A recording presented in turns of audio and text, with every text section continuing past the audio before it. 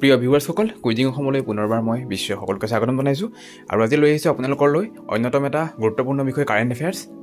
যিহেতু লিখিত পৰীক্ষা এটাত কাৰেণ্ট এফেয়াৰ্ছৰ যথেষ্ট গুৰুত্বপূৰ্ণ ভূমিকা থাকে আৰু অসম আৰক্ষী লিখিত পৰীক্ষাৰ কাৰণে যিসকলে ইতিমধ্যে প্ৰস্তুতি চলাই আছে তেওঁলোকে বহুতে আচলতে সন্দিহান হয়, ধাৰণা নাথাকে যে কাৰেণ্ট এফেয়াৰ্ছ বুলি ক'লে কোনবিলাক বিষয়বস্তু আহিব। আৰু আমাৰ অঞ্চলতো যিসকল অসম আৰক্ষী লিখিত পৰীক্ষাৰ কাৰণে পঢ়ি আছে তেওঁলোকেও আচলতে এই বিষয়টোক লৈ অলপ শংকিত হৈ থাকে, কাৰেণ্ট এফেয়াৰ্ছ আচলতে কোনবিলাক হয়। আৰু এই গোটেই দিশটো আজি সামৰি খুব এটা চুটি ভিডিঅ'ত মই বিষয়বস্তুবিলাক আলোচনা কৰিছোঁ। মই আশা ৰাখিছোঁ ভিডিঅ'টো আপোনালোকে শেষলৈকে চাব। ফাৰ্ষ্ট কুৱেশ্যন, 2021 চনৰ ডিচেম্বৰত 400 বছৰৰ পিছত কোনখন দেশে নতুন গণৰাজ্য হিচাপে স্বীকৃতি লাভ কৰিছে? আৰু ইয়াৰ অপশ্যনসমূহ হ'ল দক্ষিণ Sudan, Barbados, Papua New Guinea আৰু Trinidad and Tobago. Option B Barbados. আৰু এতিয়া আপোনালোকক বাৰ্বাডোছৰ বিষয়ে সম্যক এটা ধাৰণা দি থওঁ। বাৰ্বাডোছ উত্তৰ আমেৰিকাৰ কেৰিবিয়ান অঞ্চলৰ এখন ক্ষুদ্ৰ দ্বীপ ৰাষ্ট্ৰ। 1966 চনত এইখনে ব্ৰিটিছ শাসনৰ পৰা মুক্ত হৈছিল, যদিও মহাৰাণী শাসন তাত বৰ্তি আছিলে। আৰু 30 নৱেম্বৰ 2021 চনত দেশখনক সম্পূৰ্ণ গণৰাজ্য হিচাপে স্বীকৃতি প্ৰদান কৰা হয়। আৰু দেশখনৰ ৰাজধানী চহৰ হ'ল ব্ৰিজটাউন।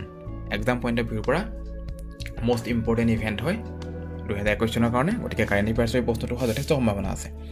এবাৰ আগবাঢ়িছোঁ পৰৱৰ্তী প্ৰশ্নলৈ। কুৱেশ্যন নম্বৰ 2, ইউনেস্কোৱে 2021 চনত বায়োস্ফিয়াৰ ৰিজাৰ্ভ ঘোষণা কৰিছিল মানস বায়োস্ফিয়াৰ ৰিজাৰ্ভ, মুৰা ডাৰ্ভা ডায়নিব বায়োস্ফিয়াৰ ৰিজাৰ্ভ, আমাজন বায়োস্ফিয়াৰ ৰিজাৰ্ভ আৰু Minami বায়োস্ফিয়াৰ reserve. Most important question হয়। আৰু ইয়াৰ শুদ্ধ অপশ্যনটো হৈছে অপশ্যন বি মুৰা ডাৰ্ভা ডানিউব। আচলতে এই তিনিখন নৈ হয় আৰু এই তিনিখন নৈ লগ খাই এই বায়োস্ফিয়াৰ ৰিজাৰ্ভখন হৈছে। মুৰা ডাৰ্ভা ডানিউব বায়োস্ফিয়াৰ ৰিজাৰ্ভখন প্ৰায় 700 কিলোমিটাৰ আৱৰি আছে আৰু উক্ত ৰিজাৰ্ভখন অষ্ট্ৰিয়া, স্লোভেনিয়া, ক্ৰ'ৱেছিয়া, হাংগেৰী আৰু চাৰ্বিয়া জুৰি বিস্তৃত হৈ আছে। পৃথিৱীত এইখনে একমাত্ৰ বায়োস্ফিয়াৰ ৰিজাৰ্ভ যিয়ে 5খন দেশ সামৰি আছে আৰু ইয়াৰ প্ৰায় 700 কিলোমিটাৰ দৈৰ্ঘ্যৰ হয়। আৰু মুৰা ডাৰ্ভা ডানিউবক কোৱা হয় আমাজন অফ ইউৰোপ বুলি কোৱা হয়। গতিকে এক্সাম পইণ্ট অফ ভিউৰ পৰা অতি দৰকাৰী। আৰু বায়োস্ফিয়াৰ ৰিজাৰ্ভসমূহ ইউনেস্কোৱে ঘোষণা কৰে। এবাৰ আগবাঢ়িছোঁ পৰৱৰ্তী প্ৰশ্নলৈ। কুৱেশ্যন নম্বৰ 3, ৰাষ্ট্ৰীয় ঘাইপথত দ্ৰুত শুল্ক সংগ্ৰহৰ কাৰণে ফাষ্টেগ ব্যৱস্থা আৰম্ভ কৰা হৈছে।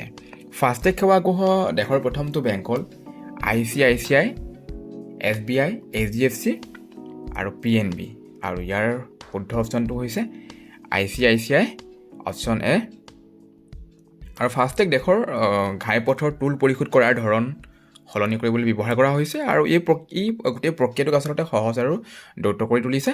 ফাষ্টেগ এনে কাৰিকৰী ব্যৱস্থা যাৰ জৰিয়তে ৰাষ্ট্ৰীয় ঘাইপথৰ টোল প্লাজাসমূহত ডিজিটেল মাধ্যমৰ শুল্ক গ্ৰহণ কৰা হয়, যাৰ জৰিয়তে নগদবিহীন লেনদেন হ'ব আৰু ক্ষিপ্ৰতাৰে টোল প্লাজাত শুল্ক গ্ৰহণ কৰিব পৰা যাব। ফাষ্টেগত RFID প্ৰযুক্তি ব্যৱহাৰ কৰা হৈছে আৰু FRID হৈছে ৰেডিঅ' ফ্ৰিকুৱেঞ্চি আইডেণ্টিফিকেশ্যন টেকন'লজি। আৰু ফাষ্টেগ তদাৰক কৰিব the national payment corporation of India আৰু national highway authority of India.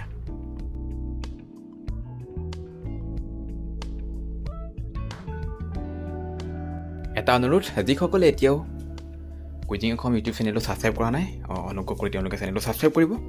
লগতে আপোনালোকৰ যিসকল বন্ধুৱে অসম আৰক্ষী লিখিত পৰীক্ষাৰ কাৰণে প্ৰস্তুতি চলাই আছে তেওঁলোকক এই চেনেলটোৰ লিংকসমূহ শ্বেয়াৰ কৰিবলৈ অনুৰোধ জনালোঁ।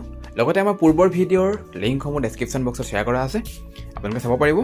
আৰু প্ৰায়বিলাক ভিডিঅ' অসম আৰক্ষী লিখিত পৰীক্ষাৰ উপযোগী হোৱাকৈ চিলেবাছ ৱাইজ আলোচনা কৰা হৈছে। মই আশা ৰাখিছোঁ আমাৰ ভিডিঅ'সমূহে আপোনালোকক যথেষ্ট উপকৃত কৰিব।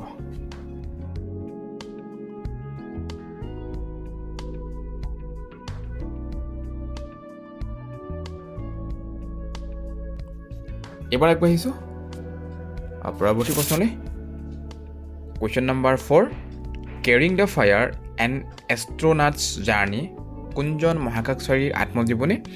আৰু ইয়াৰ অপশ্যনসমূহ হ'ল Kalpana Chawla, option B Yuri Gagarin, option C Michael Collins আৰু অপশ্যন ডি নীল আৰ্মষ্ট্ৰং।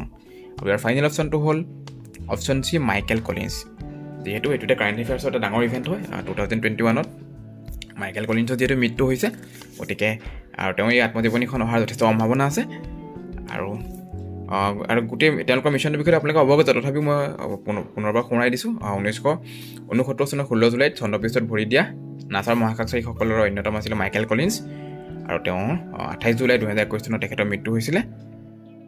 এবাৰ আগবাঢ়িছোঁ পৰৱৰ্তী প্ৰশ্নলৈ। কুৱেশ্যন নম্বৰ 5, তলৰ কোনটো দেশৰ প্ৰথমটো নদী সংগ্ৰহালয়? Option A Brahmaputra heritage centre, option B Namami Gange, option C Ganga Avalokan আৰু অপশ্যন ডি গংগা মিছন। আৰু ইয়াৰ শুদ্ধ উত্তৰ হৈছে গংগা অৱলোকন।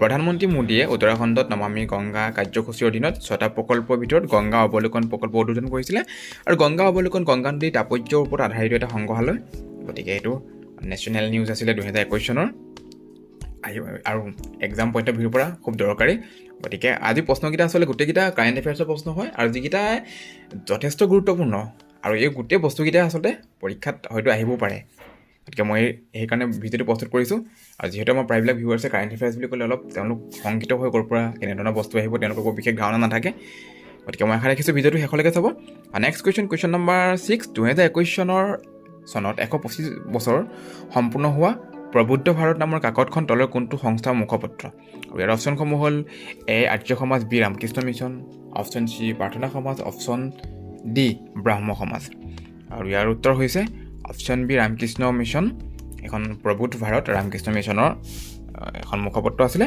আৰু প্ৰবুদ্ধ ভাৰত ৰামকৃষ্ণ মিছনৰ মিছনৰ এখন ইংৰাজী ভাষাৰ মাহেকীয়া আলোচনী আৰু জুলাই 1896ত অদ্বৈত আশ্ৰমৰ পৰা প্ৰবুদ্ধ ভাৰত প্ৰকাশ হৈছিলে আৰু স্বামী স্বৰূপানন্দ বিবেকানন্দৰ সৈতে বহুকেইজন ব্যক্তি এই কাকতখনৰ সম্পাদনাৰ সৈতে জড়িত আছিল এবাৰ আগবাঢ়িছোঁ পৰৱৰ্তী প্ৰশ্ন কুৱেশ্যন নম্বৰ 7 ভাৰতবৰ্ষৰ বজ্ৰপাত গৱেষণা কেন্দ্ৰ থাণ্ডাৰষ্টৰ্ম ৰিচাৰ্চ চেণ্টাৰ ক'ত অৱস্থিত ইয়াৰ অপশ্যনসমূহ হ'ল option A Shillong option B Kolkata option C Balachaur আৰু অপশ্যন ডি পানাজী আৰু ইয়াৰ শুদ্ধ উত্তৰ হৈছে অপশ্যন চি বালাচুৰ আৰু 2021 চনৰ ফেব্ৰুৱাৰীত উৰিষ্যাৰ বালাচুৰত বজ্ৰপাত গৱেষণা কেন্দ্ৰ প্ৰতিৰক্ষা গৱেষণা আৰু উন্নয়ন সংস্থা বিশেষ DRDO আৰু ভাৰতীয় বতৰ বিজ্ঞান বিভাগ ইণ্ডিয়ান মেটাৰলজি ডিপাৰ্টমেণ্ট আৰু ভাৰতীয় মহাকাশ গৱেষণা সংস্থা ইছৰোৰ সহযোগত এই কেন্দ্ৰটো স্থাপন কৰা হৈছিলে আৰু এই কেন্দ্ৰটো স্থাপনৰ আৰু মূল ব্যক্তিজন হ'ল মৃত্যুঞ্জয় মহাপাত্ৰ যাক কোৱা হয় চাইক্লন মেন অফ ইণ্ডিয়া এবাৰ আগবাঢ়িছোঁ পৰৱৰ্তী প্ৰশ্ন কুৱেশ্যন নম্বৰ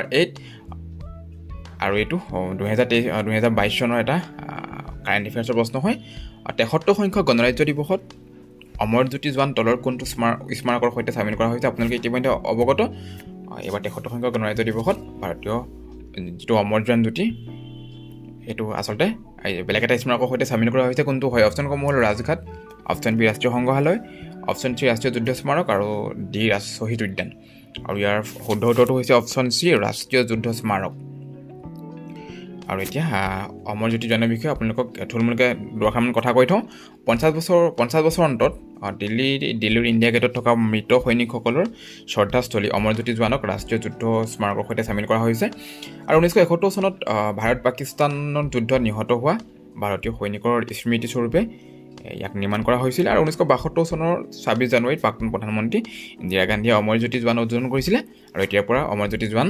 ৰাষ্ট্ৰীয় যুদ্ধ স্মাৰকৰ সৈতে একত্ৰিত কৰা হৈছে প্ৰিয় ভিউৱাৰ্ছসকল আপোনালোকে চাই আছে কুইজিং অসম জনা আৰু জনোৱাৰ এক নিৰ্ভৰযোগ্য নাম কুইজিং অসম আজিৰ ভিডিঅ'ৰ বিষয়বস্তু কেনে পালে জনাবচোন পুনৰ লগ পাম অন্য এক নতুন ভিডিঅ'ত ধন্যবাদ জয় অসম